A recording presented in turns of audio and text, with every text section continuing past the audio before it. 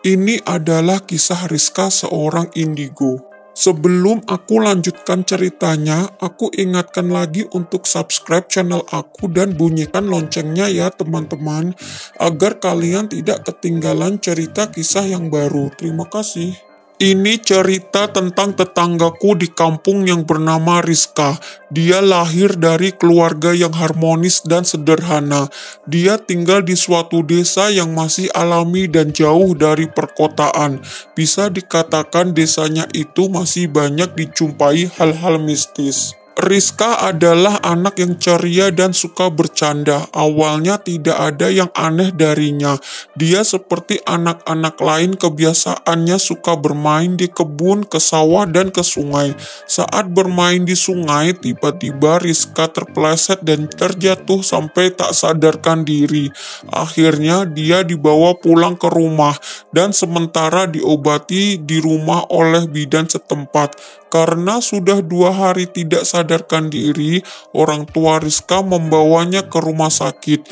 Di rumah sakit ternyata Rizka mengalami koma selama 20 hari. Setelah koma 20 hari, akhirnya Rizka bangun dari tidurnya yang panjang dan pulang ke rumah.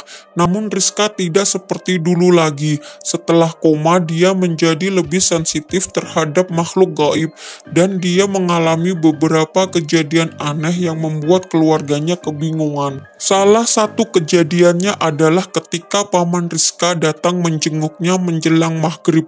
Setelah sholat isya, pamannya pamit untuk pulang. Setelah pamannya pergi, tiba-tiba Rizka berbicara kepada ibunya bahwa pamannya itu diikuti 2 sosok hitam dan besar. Sosok hitam itu memegang pundak pamannya.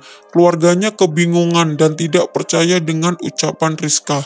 2 jam setelah pamannya pergi meninggalkan rumah Rizka, sang tante mengabari bahwa paman Rizka meninggal dunia karena kecelakaan sepulang dari rumah Rizka. Kejadian aneh terus Rizka rasakan. Ada lagi saat Rizka diajak oleh ibunya menjenguk salah satu saudaranya yang baru melahirkan.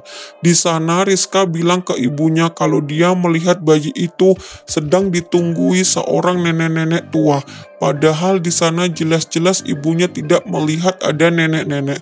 Dan ternyata benar saja, bayi yang baru lahir itu beberapa hari kemudian meninggal. Karena keluarganya sudah mulai resah dengan keanehan yang terjadi dengan Rizka, akhirnya mereka membawa Rizka untuk berobat ke seorang ustadz.